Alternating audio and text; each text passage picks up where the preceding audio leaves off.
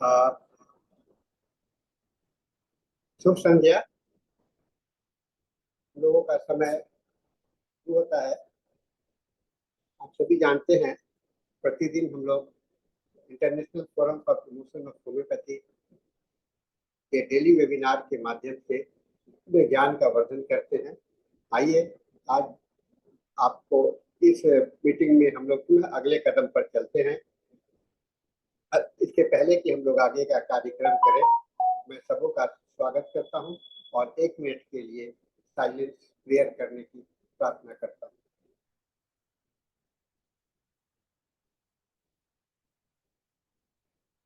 धन्यवाद।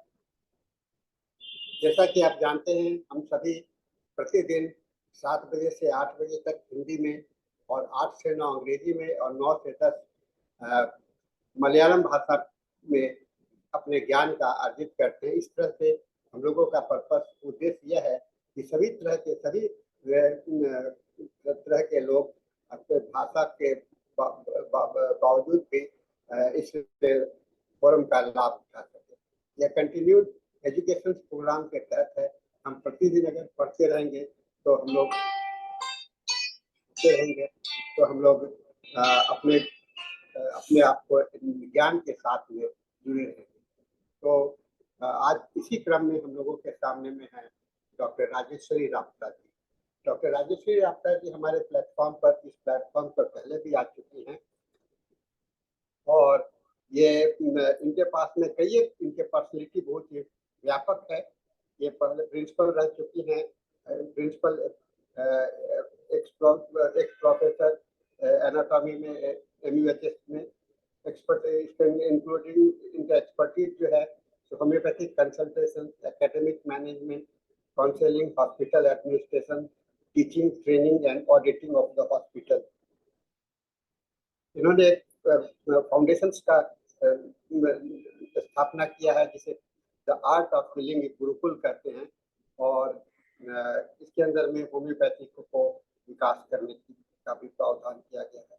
तो इस तरह से हम लोग देखते हैं कि डॉक्टर राप्ता जी काफी व्यस्त हैं अपने इस होम्योपैथी के विकास के यात्रा में। आइए आज हम लोग इनसे सुनते हैं। मैं स्वागत करता हूँ डॉक्टर राजेश्वरी राप्ता जी को प्लेटफॉर्म पर। मैडम कृपया आप अपने को अनम्यूट करके इससे अपना लेक्चर शुरू कीजिए। नमस्ते सर और नमस्ते सभी को। शुभ संध्या। आज मुझे अपना विषय प्रस्तुत करने का अवसर देने के लिए मैं IFPH प्रशासनिक टीम के सदस्यों और डॉक्टर साहनी सर की आभारी हूँ। तो आज का विषय आप सभी जानते हैं। कुछ पंक्तियां याद आ रही है मुझे। अपनी तो ये आदत है कि हम कुछ नहीं कह सकते, मजबूर बहुत करता है ये दिल, तो जुबां को कुछ ऐसी ही हालत है कि हम कुछ नहीं कहते। तो ये गीत सभी ने सुना होगा, बहुत ही चुना गीत है। तो कभी कभी ऐसी हालत हो जाती है कि सब जानते हुए भी हम कुछ नहीं कर पाते। ये प्रॉब्लम है पब्लिक स्पीकिंग का। और जब डॉक्टर पेशेंट रिलेशनशिप में जब हम बातें करते हैं तो कभी डॉक्टर किस तरह से क्वेश्चंस पूछे पेशेंट को, और कभी कभी पेशेंट जो कि होम्योपैथी से वाकिफ नहीं होते, उन्हें भी पता नहीं होता कि किस तरह से प्रस्तुत किया जाए अपने सिम्टम्स। जो भी हमारे प्रॉब्लम्स होते हैं, पेशेंट के प्रॉब्लम्स होते हैं, वो डॉक्टर को बता नहीं सकते। कभी कभी डॉक्टर पेशेंट को पूछ नहीं सकती। तो यही हालत है। तो आज का जो टॉपिक है वो है संचार कौशल, संचार और भाषा कौशल, और किस तरह से हम होम्योपैथी में इसका उपयोग कर सकते हैं।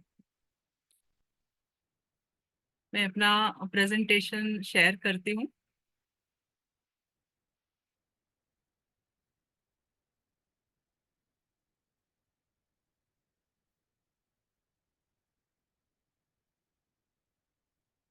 होम्योपैथी चिकित्सा के लिए संचार और भाषा कौशल।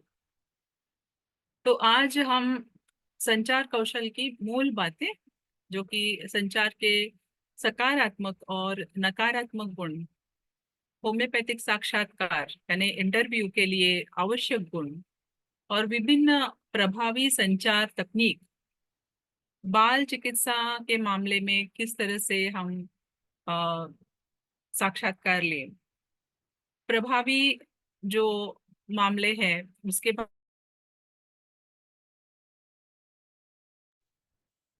साक्षात्कार ले, और जो कि होम्योपैथी में केस लेना एक बहुआयामी जटिल प्रक्रिया है, हम सभी जानते हैं, जो मनुष्य को की समग्रता के में पूर्ण अन्वेषण की मांग करती है।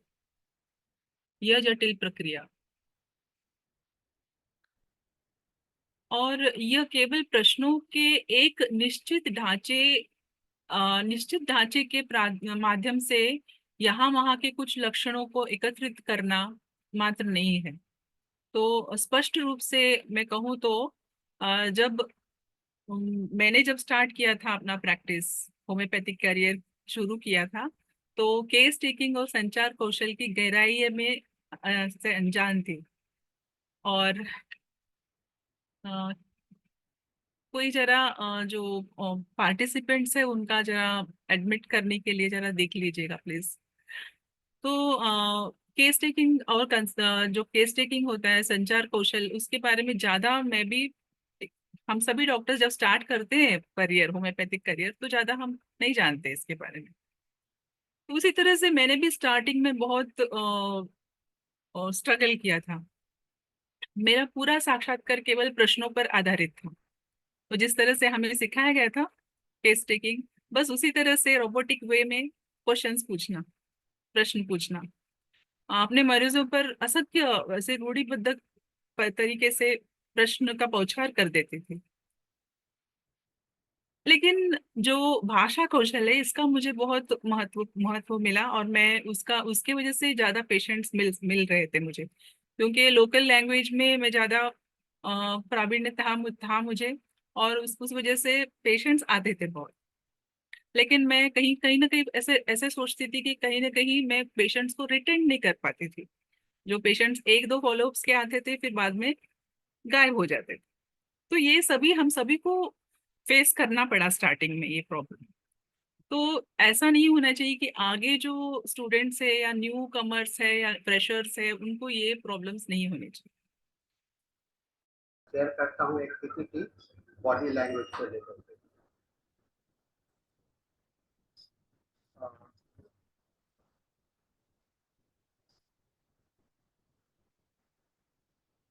हम लोग मैडम ज्वाइन कर चुकी हैं। देखता हूँ अगर मैडम का ऐसी होगा तो मैं स्टॉप शेयर करता हूँ। मैडम ज्वाइन कर चुकी हैं।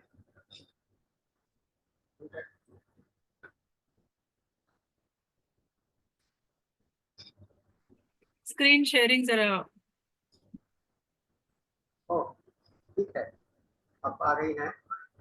शुरू कीजिए। स्क्रीन शेयरिंग के लिए दे रहे हैं।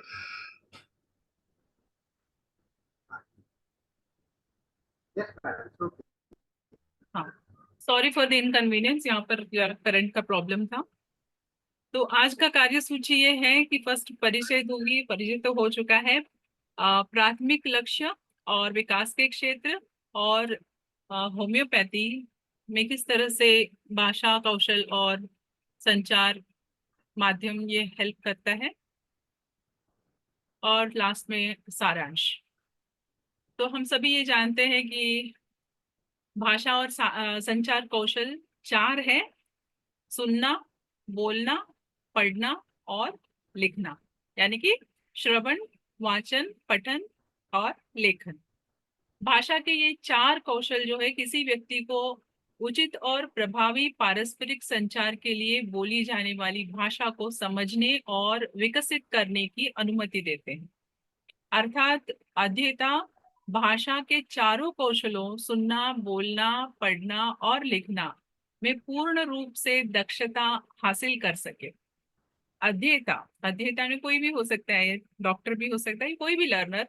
भाषा के सीखने पर यदि उसके भाषा के उपरोक्त चारों कौशल पर पूर्णता अधिकार न हो, तब भाषा कौशल अधूरा कहा जाता है, अधूरा रह जाता है।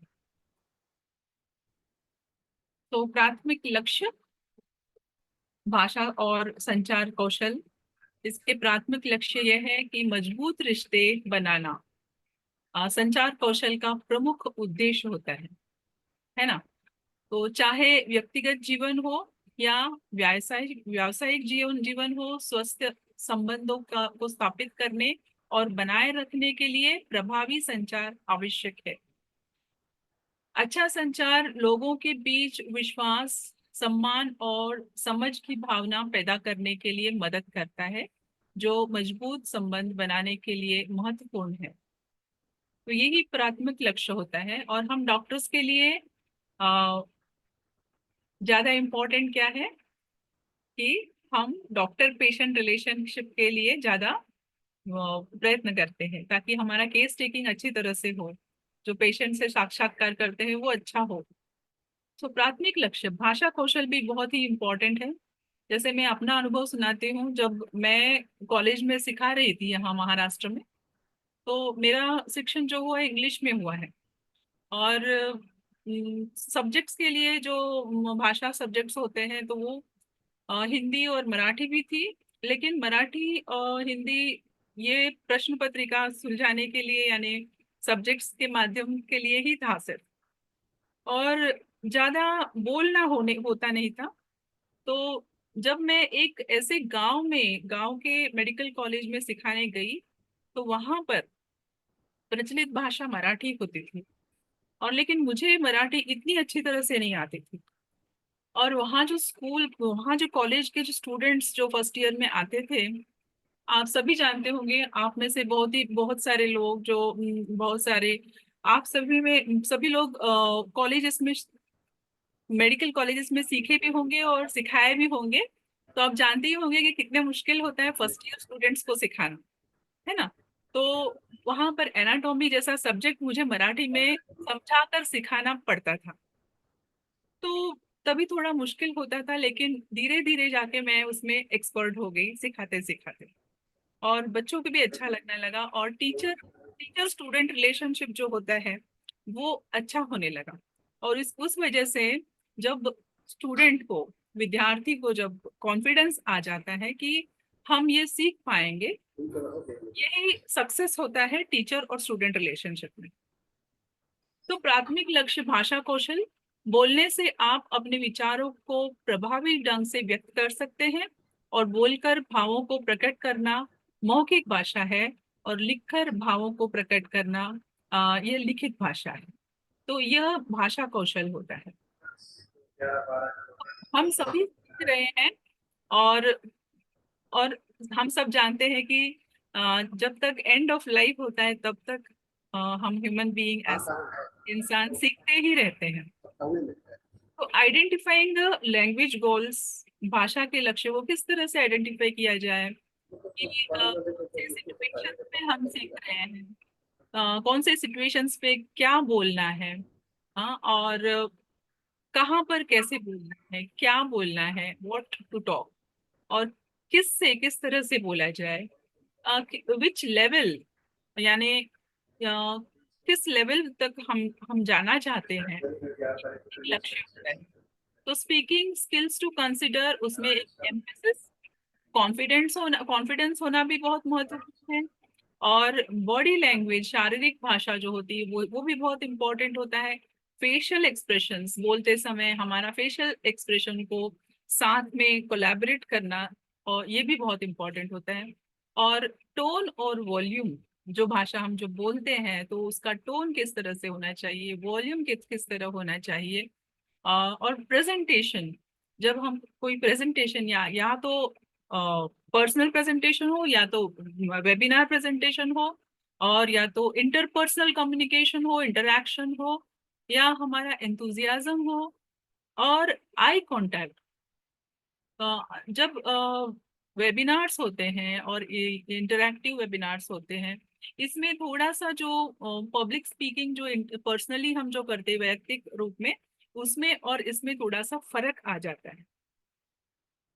तो ये सभी जानना, आइडेंटिफाई करना भी बहुत ही इम्पोर्टेंट होता है।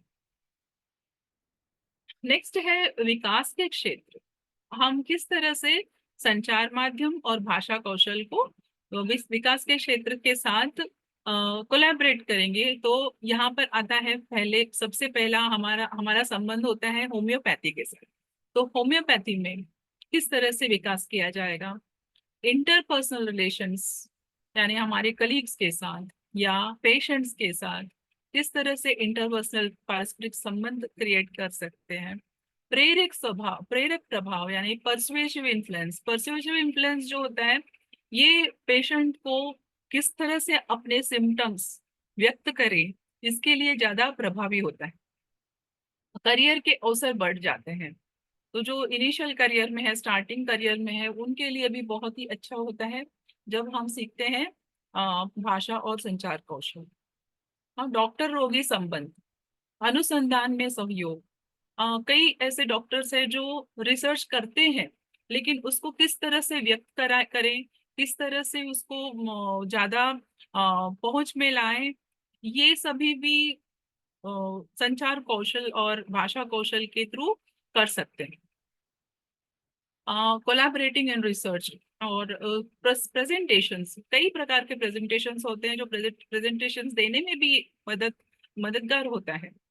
नेतृत्व गुण, लीडरशिप क्वालिटीज, इसके लिए भी भाषा और संचार कौशल होना बहुत ही जरूरी है। संगठनात्मक व्यवहार यानी ऑर्गेनाइजेशनल बिहेवियर, इसमें भी बहुत ही कार्यकारी है भाषा और संचार कौशल। Opportunities are like buses. They are always coming. There's always another one coming. और जिस तरह से यानी अपॉर्चुनिटीज कभी रुकते नहीं हैं, लेकिन हमारी कोशिश हमेशा होती रहनी चाहिए प्रयत्न करने। तो प्रयत्न करते रहना चाहिए, सीखते रहना चाहिए। हाँ, तो ऐसा नहीं है कि मैं वेबिनार ले रही हूँ इसका मतलब ये नहीं कि मैं बहुत ही परफेक्ट हूँ, मैं भी सीख रही हूँ। जब मैं ये वेबिनार के लिए प्रिपेयर कर रही थी, प्रेजेंटेशन प्रिपेयर कर रही थी, तो कितना अच्छा सुधार हो जाए हिंदी में, ये इसका प्रयत्न कर रही थी मैं कि ताकि मैं अच्छी तरह से प्रेजेंट करूं। तो दूसरा है अंग्रेजी भाषा का महत्व। अ, हर एक प्रांत के लोग होते हैं, हम सभी डॉक्टर्स अलग अलग प्रांत से हैं। कोई उत्तर प्रदेश से होगा, कोई मध्य प्रदेश से होगा, या कोई कोई बंगाल से होगा। तो हमारी हर एक वर्नाकुलर लैंग्वेज है, हर एक प्रांतीय भाषा में हम बोलते हैं। लेकिन जब हम अंग्रेजी भाषा के बारे में बताएंगे, तो ये अंग्रेजी भाषा जो है ये वैश्विक भाषा है, ग्लोबल लैंग्वेज इसे कहते हैं। तो अधिकांश लोग दैनिक जीवन में इस अंग्रेजी भाषा का प्रयोग कर रहे हैं। और ये एक महत्वपूर्ण भाषा है क्योंकि हम एक दूसरे देशों के लोगों के साथ संवाद करने के लिए इस भाषा का उपयोग भी करते हैं। सो अंग्रेजी भाषा ये सीखना बहुत ही इम्पोर्टेंट है। और अंग्रेजी भाषा एक अंतरराष्ट्रीय भाषा भाषा है। और इसकी वजह से क्या होता है कि हम अपने प्रेजेंटेशंस अंतरराष्ट्रीय स्तर पर ले जा सकते हैं, और रिसर्च का भी ज्यादा बोलबाला बना सकते हैं। अपना जो रिसर्च है उसका भी ज्यादा लोगों तक पहुंच हो सकती है। तो अंग्रेजी भाषा का उपयोग करना बहुत इम्पोर्टेंट है। अंतरराष्ट्रीय संबंध और संचार बनाए रखने के लिए अंग्रेजी महत्वपूर्ण भाषा है। अनुसंधान के लिए भी बहुत ही महत्वपूर्ण है। अंग्रेजी होम्योपैथिक साहित्य और लेखों को समझने के लिए भी ये बहुत महत्वपूर्ण है। अंतरराष्ट्रीय अंतरराष्ट्रीय पहुंच और मरीजों के लिए, ताकि हमें अंतरराष्ट्रीय क्लाइंट्स भी मिल सके, इसके लिए भी अंग्रेजी भाषा आना बहुत जरूरी है। ताकि ऐसे बहुत सारे माध्यम है जिससे अंग्रेजी का ट्रांसलेशन भी होता है, लेकिन इसमें फिर बहुत स्लोनेस आ जाता है, जो भी प्रोसेस है उसमें बहुत स्लोनेस आ जाता है। दूसरा है कि खुद को किस तरह से सुधारें। अंग्रेजी हो या कोई भी भाषा हो, या संचार माध्यम हो, संचार संचार के जो कौशल हो उसको किस तरह सुधारें। पहले तो अपने बोलने की गति कम करें। ताकि स्लो जब बोलते हैं हम, तो क्या होता है कि लोगों को अच्छी तरह से समझ में आ जाता है। तो हमारी जो भाषा है, बोलने की जो गति है उसको कम करें। बातचीत करने वाले साथी होना चाहिए। अगर हम हमारे साथ, अगर मैं हिंदी में ज्यादा लोगों से बात करती हूँ तो मैं हिंदी में मुझे प्रावीण्य मिल जाएगा, और जब मैं मराठी में बात करती हूँ तो मराठी में प्रावीण्य मिल जाएगा। जब मैं इंग्लिश में बात करती हूँ ज्यादा लोगों से तो इंग्लिश में अपने आप प्रावीण्यता मिल जाती है। तो बातचीत करने वाले साथी होना बहुत जरूरी है। और साथ में अभ्यास करने वाले भी साथी होना जरूरी है। बातचीत रिकॉर्ड करें। जब हम बात कर रहे हैं तो ये प्रैक्टिस के लक्षण है। जब किस तरह से प्रैक्टिस करते हैं, जो न्यू लर्नर्स होते हैं, जो किसी बात को सीखना चाहते हैं या भाषा को सीखना चाहते हैं, तो बातें करते हुए रिकॉर्ड करते हैं और फिर से सुनते हैं ताकि कहीं मिस्टेक्स न हो गए हो और उसकी सुधार कर सकते हैं। कभी कभी वीडियो बनाकर या संगीत सुनकर भी अपनी भाषा हम सुधार कर सकते हैं और अभ्यास भी कर सकते हैं। और फिर जोर से पढ़े। जो भी हम पढ़ रहे हैं, समझो हिंदी में पढ़ रहे हो या मराठी में पढ़ रहे हो, इंग्लिश में पढ़ रहे हो, उसे जोर से पढ़े ताकि हमारा जो प्रोनाउंसिएशन है उसे भी, उसकी भी सुधार हो जाती है। उच्चारण पर ध्यान दें और शब्दों के बजाय वाक्य सीखे। कभी कभी क्या होता है कि प्रोनाउंसिएशन के लिए लोग क्या करते हैं, एक ही शब्द को उच्चार करते रहते हैं। तो बातचीत रिकॉर्ड करें, वीडियो और संगीत के साथ अभ्यास करें, अपने सुनने के कौशल में भी सुधार करें। ऑनलाइन अंग्रेजी पाठ्यक्रम में दाखिला लें। बहुत सारे इंग्लिश कोर्सेस हैं, या जो भी भाषा सीखना चाहते हैं उसके लिए कोर्सेस हैं। उसके लिए वेबसाइट्स भी है, जैसे यूडेमी हो, या बहुत सारी यूट्यूब में भी बहुत सारी भाषाओं के लिए कोर्सेस होते हैं। तो इसके माध्यम से भी हम भाषा कौशल प्राप्त कर सकते हैं। और सबसे बड़ी बड़ी बात जो है, सबसे बड़ी बात वो है अपनी बॉडी लैंग्वेज। तो बॉडी लैंग्वेज को भी सुधारें। तो ये है अपने किस तरह से हम सुधार अपने भाषा में लेकर आ सकते हैं। अब एक बिलियन डॉलर क्वेश्चन है कि जब ऑडियंस होती है, जब हम बात कर रहे हैं, तो क्या ज्यादा किसको प्राधान्यता देते हैं। तो क्या बताएंगे आप लोग। जब कोई भी प्रेजेंटेशनर होता है, पब्लिक स्पीकर होता है, तो उस क्या ज्यादा लक्ष्य देते हैं। या तो हम ऑनलाइन प्रेजेंटेशन दे रहे हैं तो या तो आप मेरा फेस देख रहे हो, मेरे एक्सप्रेशंस देख रहे हो, या तो जो स्लाइड मैंने रखा है यहाँ पर, ये स्लाइड देख रहे हो। तो जब पब्लिक स्पीकिंग होता है तो वहां पर स्पीकर के ज्यादातर लोग बॉडी मूवमेंट्स को देखते हैं, फेस को देखते हैं, और आर्म मूवमेंट्स को देखते हैं, हाथ हैंड मूवमेंट्स को देखते हैं। सो 55% लोग तो अपना जो बोलने का प्रभाव जो होता है, वो प्रभाव ज्यादा करके 55% जो होता है अपने बॉडी लैंग्वेज पर जाता है। सिर्फ 7% जो होता है वो वर्ड्स पे जाता है। और 38% जो होता है, जो वॉइस का, जो हमारे बोलने का जो टोन होता है और उसका जो मॉड्यूलेशन होता है, और जो हम बीच बीच में पॉजेस लेते हैं, उस पर जाता है। सो हमारा बॉडी लैंग्वेज, बॉडी मूवमेंट्स, ये बहुत ही, अपने फेस के एक्सप्रेशंस, ये ज्यादा महत्व देते हैं। अब हम किस तरह पहुंच सकते हैं वहां तक, यानी भाषा और संचार कौशल में किस तरह से हम प्रावीण्यता मिल सकते हैं। तो जिस तरह से हम प्रैक्टिस करना है ये तो मैंने बता चुकी हूँ, लेकिन और भी कई तरीके हैं जहाँ जहाँ पर हम उसकी कौशलता प्राप्त कर सकते हैं। जैसे टोस्ट मास्टर्स इंटरनेशनल होता है। ये एक वेबसाइट है, आप चाहिए तो गूगल में जाके सर्च करें।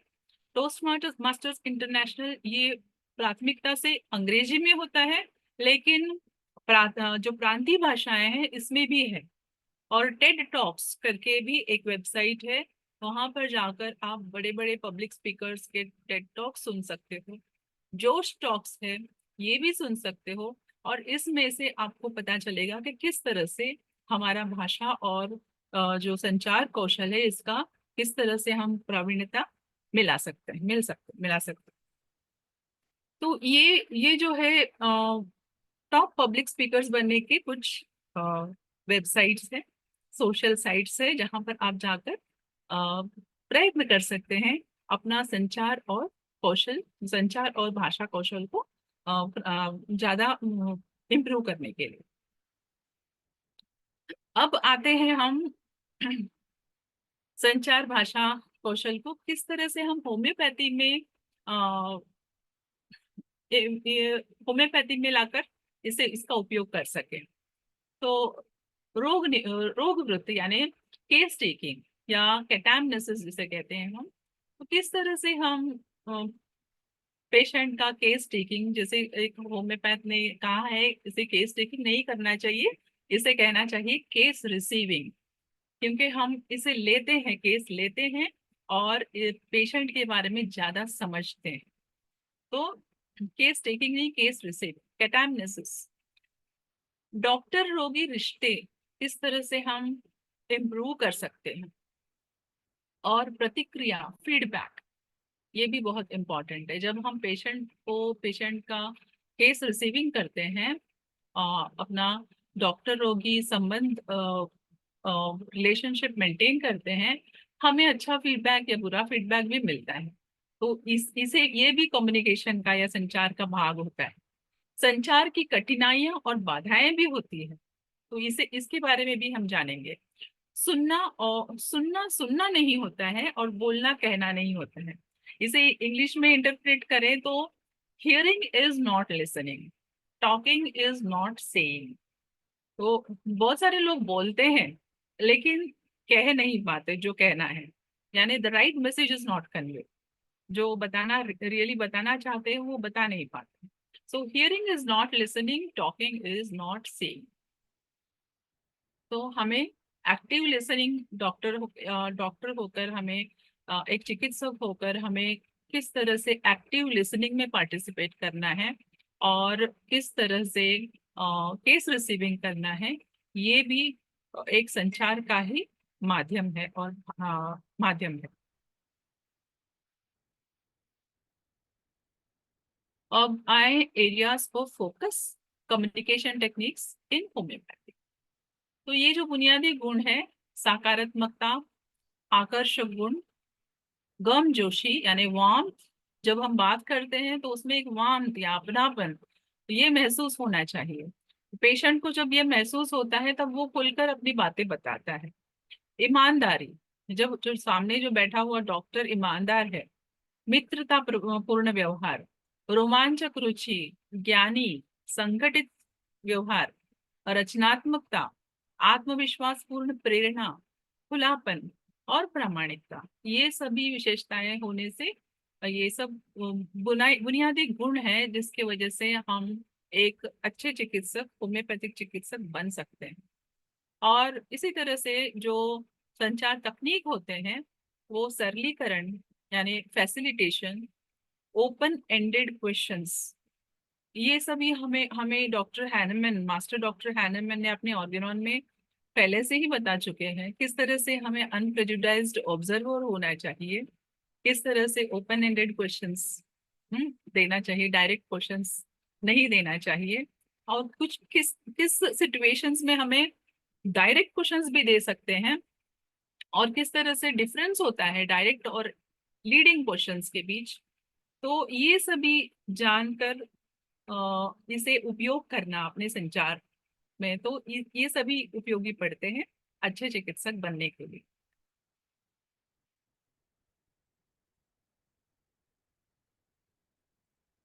और संचार की बुनियादी गुण जिसके वजह से सपोर्ट, पेशेंट को सपोर्टिव वे में उसका केस रिसीविंग करना, एम्पैथेटिक होना, कहाँ पर साइलेंस का उपयोग करना चाहिए, मौन की उपयोग करना चाहिए, कहाँ पर चिंतन, चिंतन यानी डॉक्टर भी रिफ्लेक्ट करना चाहिए और हमें पेशेंट को भी चिंतन करने का अवसर देना चाहिए। स्पष्टीकरण से बोलना, टकराव या सारांश, व्याख्या, इसे अगर इंग्लिश में हम इंटरप्रेट करें तो क्लैरिफिकेशन, कॉन्फ्रेंटेशन और फाइनली समेशन। हम जब टोटलिटी ऑफ सिम्टम्स लेते हैं वो समेशन है। तो ये सभी प्रोसेस में से जाकर support, empathy, silence, reflection, clarification, confrontation, इन सभी प्रोसेस में से जाकर फाइनली हम आते हैं समेशन पर। और समेशन के बाद हम जब रूब्रिक्स में कन्वर्ट करते हैं उसे कहते हैं हम इंटरप्रिटेशन ऑफ हाइपोथेटिकल एश्योरेंस। फिर नॉन एक्सेप्टेंस, बॉडी लैंग्वेज और ऑब्जर्वेशनल आई, इन सभी का भी महत्व होता है संचार संचार के बुनियादी गुणों में। फाइनली हम जब आते हैं तो ये जो बातें हैं, यदि खड़े होकर बोलने के लिए हिम्मत चाहिए तो चुपचाप बैठकर किसी को ध्यान से सुनने के लिए और भी ज्यादा हिम्मत चाहिए। जिंदगी की आधी शिकायतें तो यूं ही दूर हो जाएंगे अगर लोग एक दूसरे के बारे में बोलने की बजाय एक दूसरे से बोलना सीख लें और सीख जाएं, है ना। तो इसी के साथ मैं ये कहना चाहूंगी कि जब हम पेशेंट के साथ संवाद साधते हैं, जब हम केस टेकिंग लेते हैं, तो इसमें ये सभी बुनियादी बातें आती हैं। हाँ, जब हम एक चिकित्सक के जैसे समर्थन करते हैं, पेशेंट का सपोर्ट करते हैं, चिकित्सक की रुचि, चिंता और रोगी की मदद करने की उसकी इच्छा को दर्शाते हैं, रोगी द्वारा अपनी भावना व्यक्त करने के से पहले हम सहायता की पेशकश पहले से ही नहीं करना चाहिए। और जब वह स्टार्ट करता है तब उसको सपोर्टिव होना चाहिए। और सहानुभूति, एम्पैथी जो बोलते हैं, यह संचार है जो रोगी की भावनाओं के प्रति समझ और सहानुभूति व्यक्त करता है और जिसकी वजह से जो पेशेंट होता है वो खुल पाता है और अपनी बातें बता सकता है। सो ये जो है बहुत ही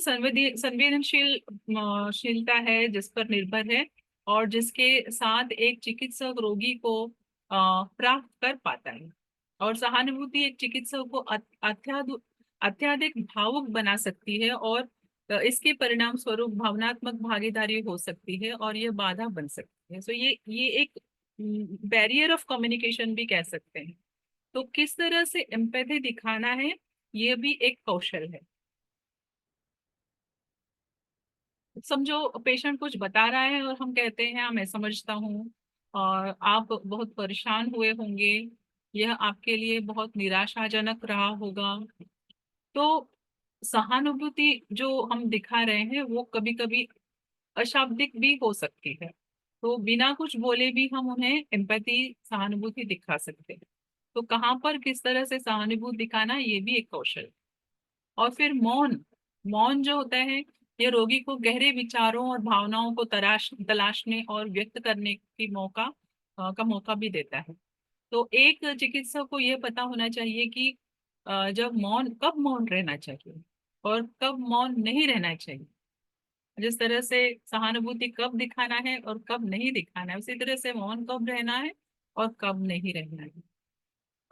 मेरे पास कई बार ऐसे पेशेंट आते हैं तो जब पेशेंट को हम बात करते रहते हैं तो कभी कभी रिजर्व्ड पेशेंट्स भी होते हैं जो खुल नहीं पाते। तो ऐसे पेशेंट्स को किस तरह का संचार हम उपयोग कर सकते हैं कि कभी कभी मौन रहना पड़ता है, कभी कभी उनको डायरेक्ट क्वेश्चंस भी पूछना पड़ता है। तो ऐसे पेशेंट के हिसाब से, सिचुएशन के हिसाब से हम अपना संचार कौशल उपयोग करें। कई चिकित्सक सोचते हैं कि संचार का अर्थ बातचीत करना है, सिर्फ बातचीत करना है, और यदि हम बात नहीं कर रहे हैं तो यह संचार नहीं है। सो मौन का उपयोग यहाँ पर होता है कि मौन में दूसरों को बोलने पर मजबूर करने की बहुत ताकत होती है और इसके मूल्य को कम नहीं आंका जाना चाहिए। तो जब हम मौन बैठते हैं तो पेशेंट तभी ओपन होने के लिए ये भी मदद करता है। लेकिन हमको ये भी जानना चाहिए कि वो किस प्रकार का व्यक्ति है, किस प्रकार का मरीज है जिस पर मौन का उपयोग किया जा सकता। तो यहाँ पर हम तीन प्रकार के मरीजों के बारे में बात करेंगे, जो कि पीडियाट्रिक पेशेंट्स और पीडियाट्रिक पेशेंट्स होते हैं और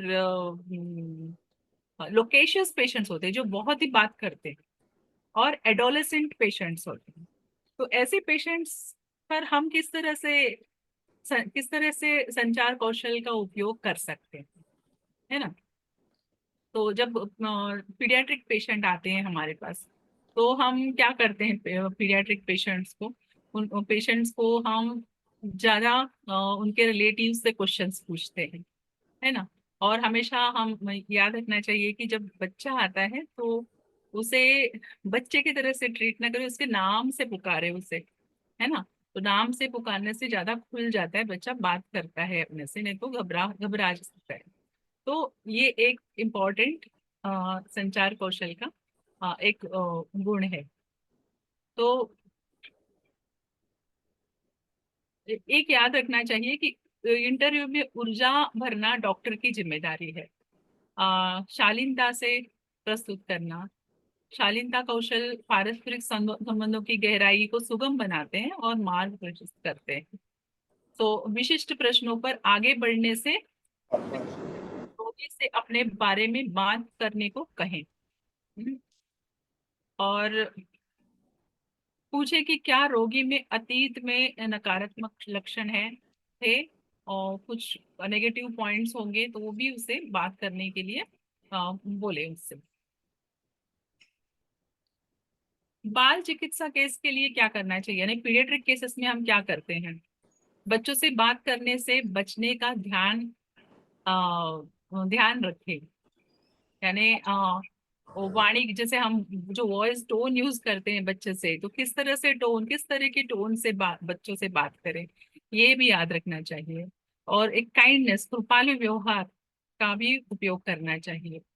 जब आप माता पिता को अकेले साक्षात्कार करते हैं तो बच्चे की उपस्थिति में आपको जो इतिहास प्राप्त होता है वह कम सटीक होता है, हो सकता है, और अधिक सीमित शब्दों में दिया जा सकता है। तो शिशु या बच्चे को उसे उसे या बच्चे के बजाय हम उसे नाम से संबोधित करें, तो इससे ज्यादा इम्पोर्टेंस मिलता है, और इसकी वजह से ज्यादा हमें सिम्टम्स भी मिल सकते हैं, और बच्चा खुलकर भी बात करता है, और पेरेंट्स भी हम पर ज्यादा कॉन्फिडेंस मिलता है पेरेंट्स को हमारे। और जब हम बोलते हैं एक चिकित्सक को अवलोकनात्मक आंख होना चाहिए, अनप्रेजुडाइज्ड आई, बाल चिकित्सा के मामले में लेने में एक महत्वपूर्ण भूमिका निभाती है। वैसे तो सभी केसेस में निभाती है, लेकिन बच्चों के लिए एक अनप्रेजुडाइज्ड आई, ऑब्जर्वेशनल आई होना बहुत ही इम्पोर्टेंट है, क्योंकि ज्यादा सिम्टम्स बच्चे नहीं बता पाते, ना कि पेरेंट्स भी कभी कभी बता नहीं पाते। तो ऑब्जर्वेशन, बच्चे की पोजीशन, खेलना, बिहेवियर, ये सभी भी हमें केस टेकिंग मिल मिल जाता है। बच्चे की निरीक्षण करें, अति सक्रियता है, हाइपर एक्टिव है, मन से, शरीर से, असंतोषित है, क्रोधित है, और नखरे कर रहा है, ओके, और मोटापा है, किस तरह से बिल्ड है उसका, कमजोर है या छोटा है, या त्वचा और नाखून किस तरह से है, डिफरेंट एक्सक्रीशंस, जो स्राव होते हैं, मल होता है, मल मूत्र होते हैं, इन सभी के लक्षण, और निष्क्रियता है, सुस्त है बच्चा, पोषक तत्वों का स्तर किस तरह है, न्यूट्रिशनल इवैल्यूएशन जो बोलते हैं, ये सब ऑब्जर्वेशनल क्वालिटीज, ऑब्जर्वेशनल आई, इसमें ये सब मिल जाते हैं हमें सिम्टम्स। विकासात्मक स्थल स्थल चिन्ह, किस तरह से उसका प्रोग्रेस हो रहा है बच्चों का, बच्चे का गतिविधि सूचकांक, इंद्रियां, प्रतिक्रियाएं, ऊर्जा, विद्यालय प्रदर्शन, उसका एजुकेशनल जो प्रोग्रेस है वो, इस सभी के बारे में हमें सुझाव मिल जाते हैं जब हमें एक ऑब्जर्वेशनल आए है। तो इस साक्षात्कार के दौरान माता पिता दोनों की उपस्थिति की अनुशंसा की जाती है, और जिनमें से किसी एक से बात करने का अनुरोध करें, स्पेशली माँ से, क्योंकि माँ ज्यादातर बातें बता सकती है, और कुछ मामलों में पिता भी ज्यादा योगदान देते हैं। तो इस तरह से हम उनका साक्षात्कार ले सकते हैं बच्चों का। पर आमतौर अपने बच्चे के लक्षणों का वर्णन करते समय माता पिता बच्चे के बारे में अपनी अंतर्निहित धारणाओं और धारणाओं के अनुसार वर्णन करते हैं। तो ये सेकंड पर्सन हो जाते हैं, जो माता पिता से हम इंटरव्यू लेते हैं, दिस आर सेकंड पर्सन। तो यहाँ पर से हमें शायद कभी कभी अच्छा मिलता नहीं है, सिम्टम्स मिलते नहीं है। तो ये माता पिता के पूर्वाग्रहों और जरूरतों के अधीन से होते हैं। तो ऑब्जर्वेशनल आई होना बहुत ही इंपॉर्टेंट है, जिसकी वजह से बच्चे के लक्षण हमें बहुत ही अच्छी तरह से मिलते हैं। सो ये एक संचार कौशल का ही भाग है। माता पिता को ऐसे अभ्यासकर्ताओं की आवश्यकता है जो निर्णय लेने या आलोचना करने के बजाय सहायक हो। इसलिए बेहतर होगा कि माता पिता की आलोचना करने से बचे।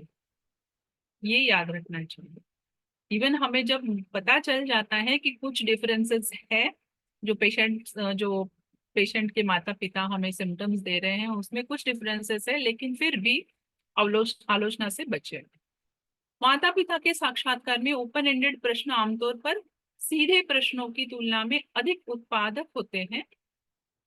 मनोसामाजिक समस्याओं के दायरे को छोड़कर। तो इस वजह से ये बहुत ही उपयोगिता रखती है। कभी कभी गंभीर रूप से बीमार आपातकालीन स्थिति में माता पिता दादा दादी को पहले बिठाकर उन्हें सहज बनाने का प्रयास करें। तो ये इमरजेंसी में इनके दिए हुए सिम्टम्स जो होते हैं ये बहुत ही इम्पोर्टेंट, तब हम ऑब्जर्वेशनल आए सिर्फ बच्चे को इमरजेंसी में कुछ ही लक्षण हमें मिल पाएंगे। तो यहाँ पर माता पिता का जो भी सिम्टम्स देते हैं वो हमें उपयोगी पड़ते हैं। अभी दूसरा जो केस टेकिंग होता है वो एडोलेसेंट एज में, किशोरावस्था में। किशोर अवस्था में अक्सर प्रश्नों का उत्तर वयस्क तरीके से नहीं देते हैं। किशोर बच्चे जो होते हैं, एडोलेसेंट बच्चे होते हैं, वो एडल्ट जिस तरह से आंसर्स देते हैं उस तरह से नहीं देते हैं। तो वे किसी भी व्यक्ति को सकारात्मक प्रतिक्रिया देते हैं जो उनमें वास्तविक रुचि प्रदर्शित करता है। अगर हम जेन्यून इंटरेस्ट बच्चे में दिखा रहे हैं, क्योंकि ये बच्चे बहुत सेंसिटिव होते हैं, एडोलेसेंट जो होते हैं, और उनमें तर्कात्मक शक्ति बहुत होती है, तो वो समझ जाते हैं कि हम किस तरह से प्रश्न पूछ रहे हैं। तो इन्हें जेन्यून ऑथेंटिक वे से क्वेश्चंस पूछना बहुत ही अच्छा लगता है। तो मामले इन मामलों के रूप में नहीं बल्कि लोगों के रूप में जब साक्षात्कार का ध्यान उनकी समस्याओं पर नहीं बल्कि खुद पर केंद्रित होता है तो किशोर खुलने लगते हैं। वो बताते हैं तब सब सिम्टम्स सब। तो किशोरों के साथ साक्षात्कार करने का एक अच्छा तरीका उनके दोस्तों, स्कूल, उनके शौक, उन उनके उन वे लोग किस खेल में रुचि रखते हैं और उनके परिवार के बारे में अनौपचारिक तरीके से बातचीत करना चाहिए। सो तब उनको लगता है, तब उनको स्टार्टिंग उनका स्टार्ट हो जाता है, खुलने स्टार्ट हो जाते हैं बच्चे। तो माता पिता से पिछली चिकित्सा और सामाजिक जानकारी प्राप्त करने के बाद किशोर से अकेले में बात करना बेहतर है। एक गोपनीय रिश्ता रहस्य रखने पर नहीं बल्कि आपके सम्मान पर आधारित होना चाहिए। तो इस तरह से उनका जो है केस टेकिंग किया जा सकता है। किशोरों में चिंतन, मौन, टकराव की तकनीकों से बचना चाहिए। तो वहां पर हम मौन प्रैक्टिस करके या कॉन्फ्रेंट करके उनको क्वेश्चंस पूछना अवॉइड करना चाहिए। इसके लिए चिंतन कौशल की आवश्यकता होती है जो अभी तक चिंतन के लिए अर्जित नहीं किया गया है। उनके पास चुप्पी का जवाब देने के लिए पर्याप्त आत्मविश्वास आश्वासन नहीं होता है। यदि कोई चिकित्सक टकराव का उपयोग करता है तो भावनाओं को खुले में लाना एक किशोर की चुप्पी में पीछे हटने का कारण बन सकता है। तो इससे बचे। उनको टकराव या उनको अपोजिशन करे या कॉन्फ्रेंट करे, इससे। और फिर अब तीसरा भाग जो है वो बुजुर्गों के साथ साक्षात्कार करना, केस टेकिंग लेना। तो जो वृद्ध व्यक्ति होते हैं उनका सम्मान सांत्वना की दृष्टि से नहीं बल्कि उनके व्यक्तित्व की दृष्टि से करें। उन पर अतिरिक्त ध्यान दें। और उम्र दराज मरीजों का इतिहास लंबा होता है और वे धीरे धीरे बता सकते हैं। तो हमें अधीर नहीं होना चाहिए, इसमें टाइम लगता है। तो एक ही मुलाकात में सब कुछ पूरा करने का प्रयास ना करें। रोगी की प्राथमिकताओं को और लक्ष्यों को निर्धारित करने का प्रयास करें। जाने कि उन्होंने अतीत में संकटों को कैसे संभाला है। इससे आपको पुराने रोगियों को की योजना बनाने में और संवैधानिक उपचार के चयन में भी मदद मिलेगी। शारीरिक परीक्षण में निष्क्रिय न रहे, साथ ही बार बार जब भी आवश्यक हो जांच कराते रहें। ये बुजुर्ग लोगों के लिए किस तरह से केस टेकिंग लेना चाहिए, किस तरह से संचार का उपयोग होता है इसमें। अब आए हैं दूसरा एक प्रकार होता है जो वाचाल रोगियां होते हैं, जो लोकेशियस होते हैं, उनके साथ संवाद किस तरह से करना चाहिए। ओके, जो चिड़चिड़े लोग होते हैं, बड़बोले मरीज होते हैं, ऐसे भी अक्सर लोग आते हैं हमारे पास, है ना। तो ऐसे ऐसे वक्त चिकित्सक के सामने समस्या खड़ी हो जाती है। चिकित्सक के पास सीमित समय होता है और उसे समग्रता प्राप्त करने की आवश्यकता होती है, और ऐसे मरीज इस प्रकार का डेटा नहीं देते हैं जिसकी एक चिकित्सकता को आवश्यकता होती है। तो इनसे जरा सा मुश्किल हो जाती है। तब एक चिकित्सक अधीर भी हो जाता है, हताश भी हो जाता है। ऐसे मामलों को संभालने के लिए हमें याद रखना चाहिए कि तकनीकें है, समाधान तो नहीं है इसके लिए, लेकिन कुछ तकनीक है। तो ये तकनीक क्या होता है, साक्षात्कार से पहले 5 से 10 मिनट के लिए रोगी को खुली छूट दे दे, उनको खुली छूट दे दे, ताकि वो जो भी बोलना है उनको बोलते रहे, बस बोलते रहे। तो हमें पता है कि ये लोकेशियस पेशेंट है, क्योंकि फर्स्ट इंप्रेशन हमको समझ जाता है कि this person is a loquacious patient, ज्यादा बोलचाल करने वाला है। तो मरीज के बोलने के तरीके पर गौर करें। क्या मरीज जुनूनी रूप से विस्तृत या अनावश्यक रूप से चिंतित कर दिखता है, या विचारों की कोई उड़ान है, या विचार प्रक्रिया में अस्वस्थता है। महत्वपूर्ण महत्वपूर्ण मुद्दे यह है कि ध्यान केंद्रित करने का प्रयास करें।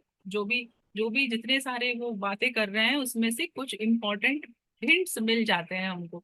तो महत्वपूर्ण मुद्दों पर ध्यान केंद्रित करने का प्रयास करें, रुचि दिखाएं, और उन क्षेत्रों में प्रश्न पूछें, और संयम से सुविधा प्रदान करें, जिसे facilitative method of asking questions बोलते हैं।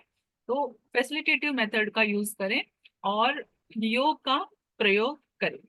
यदि आवश्यकता हो तो हस्तक्षेप करें, लेकिन विनम्रता पूर्ण। अपनी अधीरता प्रदर्शित न करें। अगर हम अधीरता प्रदर्शित करते हैं तो वो बॉडी लैंग्वेज में से दिख जाता है, तो इसे भी हम अधीरता नहीं दिखानी चाहिए। यदि आपने आवंटित समय का उपयोग कर लिया है, अधिक संभावना है उससे अधिक हो गया है, या तो रोगी को समझाएं। और मैंने आपको कुछ महत्वपूर्ण संकेतों के साथ संचार की मूल बातें बताने का प्रयास किया है। लेकिन जब हम जानते हैं कि ये सभी प्रकार जो भी आते हैं पेशेंट, या तो चाइल्ड हो, या तो एडोलेसेंट एज का पर्सन हो, किशोर कोई क्लाइंट हो हमारे पास, या तो बुजुर्ग व्यक्ति हो, इन सभी के साथ जब हम संचार करते हैं तो किस तरह से संचार करना है, ये भी होम्योपैथिक चिकित्सा का ही भाग है। और इन सभी को हमें आ, उपयोग करना चाहिए।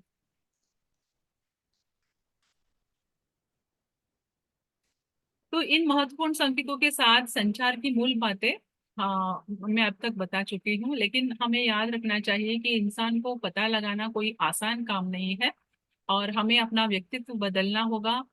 हम अपने भीतर देखना होगा, अपने पूर्वाग्रहों और गलत धारणाओं और विश्वासों को भी दूर करना होगा, और जोश के साथ आगे बढ़ना होगा। और होम्योपैथिक साक्षात्कार एक बहुआयामी जटिल प्रक्रिया है, और यह हर चीज का आधार है। तालमेल, व्यक्तित्व, नैदानिक निदान, मटेरिया मेडिका, रिपर्टरी विश्लेषण, मूल्यांकन, संश्लेषण, अनुसंधान, आदि आदि आदि। तो इन सभी को मुद्देनजर रखते हुए हमको आगे होम्योपैथिक साक्षात्कार के लिए संचार और भाषा कौशल का उपयोग करना चाहिए। तो ये है हमारा विषय। और अब आते हैं यहाँ पर फाइनली हमें गणेश जी जैसा बड़े कान एक्टिव लिसनिंग के लिए रखना चाहिए। और जैसे मास्टर डॉक्टर हैनेमैन ने कहा कि हमें एक एक्टिव लिसनर जैसा होना चाहिए, अनप्रेजुड्यूस्ड ऑब्जर्वर होना चाहिए। तो तीक्ष्ण आंखें, छोटी आंखें और बड़े कान रखकर हमें इस तरह से संचार और भाषा कौशल का उपयोग होम्योपैथिक चिकित्सा, होम्योपैथिक साक्षात्कार लेने में उपयोग करना चाहिए। सो यहीं पर मैं अपना प्रेजेंटेशन स्टॉप करती हूँ और क्वेश्चन आंसर्स के लिए मैं ओपन हूँ। थैंक यू, धन्यवाद। हाँ, धन्यवाद डॉक्टर जी। राजेश्वरी जी, आपका प्रेजेंटेशन काफी अच्छा था और आपने बहुत विस्तार में जानकारी दिया है। थैंक मैं यू। एक बात केवल कहना चाहूंगा, आप थोड़ा सा पीपीटी को हटा दीजिए मैडम। हाँ जी सर। हाँ, एक बात वो कहना चाहेंगे, खास करके मैं दर्शकों से कहूंगा। देखिए, कम्युनिकेशंस में सबसे बड़ी बात होती है, खास करके जब हम लोग क्लिनिक में बैठे होते हैं, तो सबसे बड़ी बात होती है कि हम अपने दिमाग से चलते हैं। लेकिन जब तक हम रोगी को सुनना नहीं पसंद करेंगे तो शायद कम्युनिकेशन हमेशा अधूरा रहता है। इसीलिए एक्टिव लिसनिंग बहुत इंपॉर्टेंट होता है ना। एक्टिव लिसनिंग आप भी बता रही थी कि एक्टिव लिसनिंग, तो सबसे पहले हम लोग को पेशेंट से सुनने की आदत डालनी पड़ेगी। पेशेंट, जैसा कि आपने बताया कि बच्चों का अलग होता है, बूढ़ों का अलग होता है, यंग पीपल का, तो अपने साइकोलॉजी, अपने इमोशन से बच्चे बोलते हैं। तो ये अपने अपने ढंग से बोलते हैं और उसकी इमोशंस को अगर आप नहीं समझिएगा, उस समय के जो उनका मेंटल स्टेट है उसको नहीं समझिएगा, और किस भाषा में पेशेंट आफ्टर बहुत सारे सफरिंग्स के साथ में आ रहा है, तो इस चीज को आपने बड़ा अच्छा से दर्शाया है। और हमें लगता है कि आप बहुत ही महत्वपूर्ण है, खास करके डॉक्टर और पेशेंट के बीच में एक रिलेशनशिप एस्टैब्लिश करने के लिए। आपका विषय बहुत ही महत्वपूर्ण था। मैं आपको धन्यवाद देना चाहता हूँ मैडम। आप फिर से आइए हम लोग के सेशन में, मैं आपसे बात कर लूंगा हिंदी सेशन के लिए। अंग्रेजी सेशन में भी तो आप आती ही हैं, अंग्रेजी सेशन में भी इसको प्रेजेंट कीजिए। और इसके साथ में हम लोग का आज का सेशन समाप्त होता है और आपको धन्यवाद देते हैं और सभी दर्शकों से भी विदा लेते हैं। और इसके साथ में हम लोग सेशन को हैंड ओवर करते हैं डॉक्टर धनेश को। Dr. Dhanesh, who is the host for the English session. So, Dr. Dhanesh, you can start your session now and welcome all in this session. Thank you all.